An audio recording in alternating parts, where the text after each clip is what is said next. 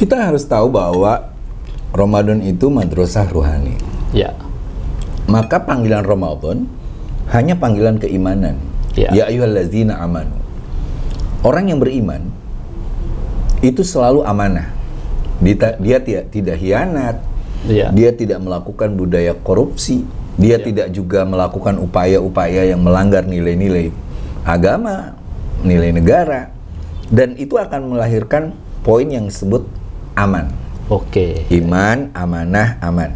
Oke. Aman itu ada rasa tenang bagi dirinya.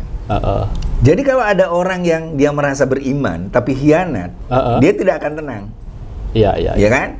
Nah, budaya Mas Yusuf sering pakai password supaya tidak dibuka oleh istrinya WA-nya. Nah, itu harus terkikis di Ramadan. Saya suami yang soleh menurut istri saya. Nah, rasa aman pun adalah dia tenang aja, tentram. Jadi dia tidak berpikir untuk lalu menilai orang lain dengan sudut pandang penilaiannya sendiri. Dan dia akan menciptakan rasa aman. Ucapannya yang mendamaikan, perilakunya yang membuat dia dilindungi oleh tetangga. Misalnya kita diajarkan untuk bersedekah di bulan Ramadan.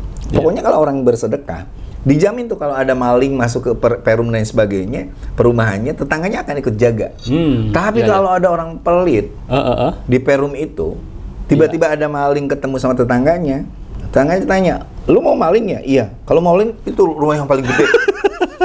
Ditunjukin, Pak. Luar biasa. Iya, makanya menurut saya panggilan keimanan itu menjadi sangat penting. Nah, lalu diwajibkan tes asyam. Orang kadang-kadang lupa makna syam atau yang kita terjemahkan dengan bahasa Nusantara kita puasa. Itu artinya menunda kesenangan. Menunda kesenangan. Itu yang disebut imsak itu. Jadi sebenarnya ini makanan saya misalnya. Ini apel saya, ini anggur saya.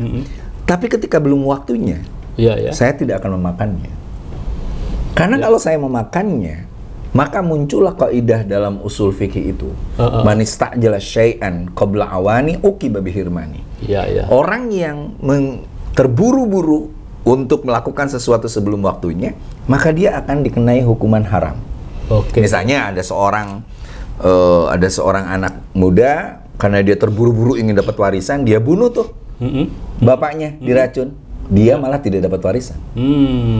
Begitu ya. Itu contohnya. Itu contohnya. Jadi sebenarnya budaya puasa itu budaya untuk tidak terburu-buru dalam hidup. Karena al-azalu minasyaiton. Keterburu-buruan itu adalah dari setan. Kita tidak perlu menjadi ustadz ngomong kemana-mana kalau kita belum belajar. Kita tidak perlu. Belum levelnya ustadz gitu kan ya. Belum levelnya kita untuk berfatwa. Kalaupun kita mau ya kita kutip pendapat siapa, jujur dari siapa, jujur. Ini kitabnya, ini bacaannya. Sehingga ketika dia salah kutip pun orang akan koreksi. Anda salah ngutip tuh. Salah kutip. Nah, budaya instan ini memang harus dilawan dengan Ramadan ini yang akhirnya akan melahirkan la'alakum tattaqun. Agar kita bertakwa. Takwa itu budaya universal. Quran tidak pernah berbicara soal sorga untuk siapa. Tetapi Al-Quran hanya mengatakan bahwa sorga itu untuk orang yang bertakwa. Uiddat lil muttaqin. Siapa yang bertakwa itu? Quran menyebutkan. Orang yang berinfak fis sarra'i wad dharra, orang yang wal kadiminal ghaid, orang yang menahan amarah.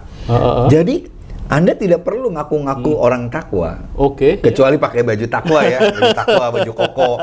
Itu kan klaim-klaim baju koko tapi bentuknya kayak gini, baju takwa tapi baju koko. Itu baju Shaolin sebetulnya. Baju Shaolin, makanya terima kasih aja ke teman-teman Tionghoa itu ngasih baju takwa. Nah, takwa itu adalah tepat waktu, kerja keras, loyalitas, punya dedikasi yang kuat, profesionalitas. Siapapun dia, dijamin sorga tuh.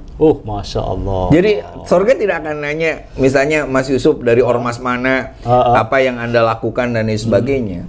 Karena mungkin ada orang yang kadar ritual ibadahnya pas-pasan. Tapi sosialnya bagus. Tapi ada yang sosialnya kecil tapi ritualnya bagus. Itu akan saling melengkapi. Jadi tidak bisa kita klaim bahwa Wah dia mah rajin ngaji, rajin pengajian dari masa. Kita tahu bahwa yang rajin pengajian dari mulai malam, siang sampai dia ngaji terus, dia pengangguran. Coba kalau petani, dia pasti ke sawah kok. Kalau pekerja, dia pasti ke pabrik, kemana dan sebagainya. Dan kita nggak perlu ngukur-ngukur itu.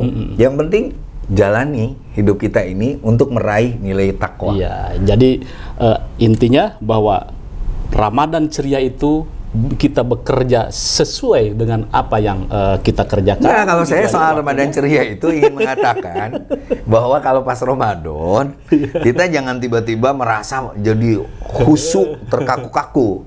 Ada sisi-sisi Ramadan yang perlu kita nikmati sebagai sebuah bentuk keceriaan. Iya kan? Misalnya nih, saya buka puasa, saya kan sering diundang kultum sebelum puasa. Sebelum buka puasa, ya kayak di sini lah barusan, ya. Tapi pernah suatu saat saya diundang dengan ribuan jemaah, nah kayak gitu.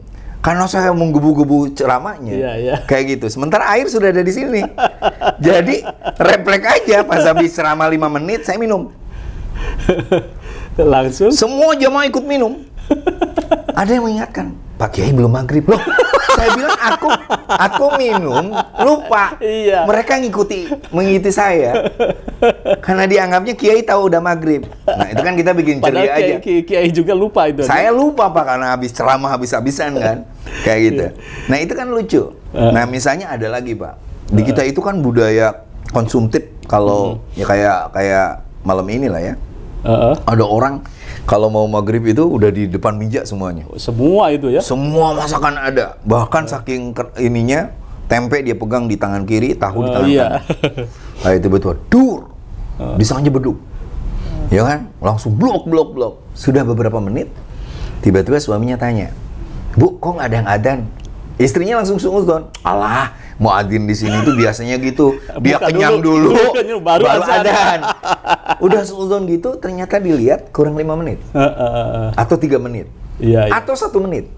Ingat, bahwa puasa seperti yang saya katakan tadi, ada menunda kesenangan. Walaupun kurang 1 menit, dia batal seharian. Dia harus mengkodok seharian. Kayak gitu. Akhirnya dia bilang, baru suara apa? Suara beduk bukan? Dilihat ternyata enggak. Anak yang bungsu dijedor lemari di belah itu tuh. Jadi menurut saya kita harus mengangkat sisi-sisi keceriaan kita. Jadi jangan Ramadan tiba-tiba saya masuk ke kantor saya semua jadi orang alim, alias ngantuk semua. Saya tanya kenapa kamu tidur terus? Tidurnya orang puasa lebih bagus dari ibadah. Itu pada salah. Rasulullah itu menang perang di bulan Ramadan. Di bulan Ramadan. Jadi peperangan besar itu justru dimenangkan di bulan Ramadan. Jadi tidak ada alasan kita untuk lalu tiba-tiba kata orang Sunda mah muyung, lemes, lalu bau mulut dan sebagainya. Jadi orang kadang-kadang aneh menurut saya ya, Ramadan tuh mendadak soleh, mendadak tiba-tiba ingin memperlihatkan sisi-sisi kesolehan. Bayangan saya tentang Ramadan adalah bayangan keceriaan. Orang ke masjid dengan ikhlas lillahi ta'ala, orang lalu juga memberikan sedekah kepada anak yatim, buka puasa juga tidak dengan ngundang wartawan, ngundang TV. Oh dia bilang, ayo saya udah sedekah.